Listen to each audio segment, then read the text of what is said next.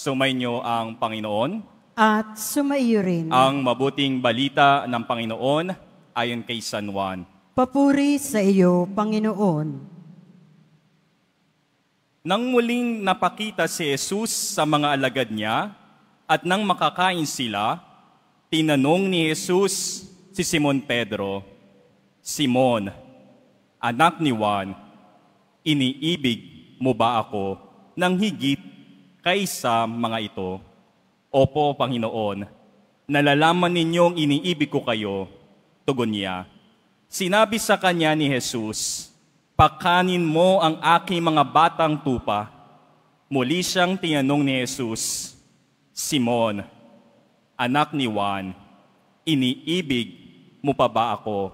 Sumagot si Pedro, "Opo, Panginoon, nalalaman ninyong iniibig ko kayo." Ani ni Jesus, "Pangalagaan mo ang aking mga tupa."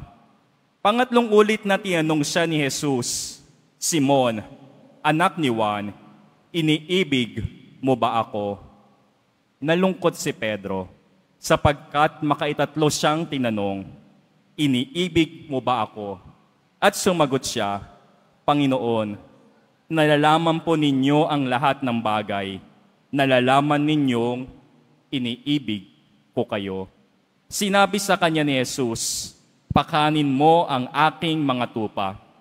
Tandaan mo, nung kabataan mo pa, ikaw ang nagbibihis sa iyong sarili at lumalakad ka kung saan mo ibig. Ngunit, pagtanda mo, iuunat mo ang iyong mga kamay at iba ang magbibihis sa iyo at dadalhin ka kung saan hindi mo ibig. Sinabi niya ito upang ipakilala kung paano mamamatay si Pedro at sa gayong mapaparangalan niya ang Diyos. Pagkatapos, sinabi sa kanya ni Jesus, "Sumunod ka sa akin." Mga kapatid, ang mabuting balita ng Panginoon. Pinupuri ka namin, Panginoong Hesu Kristo.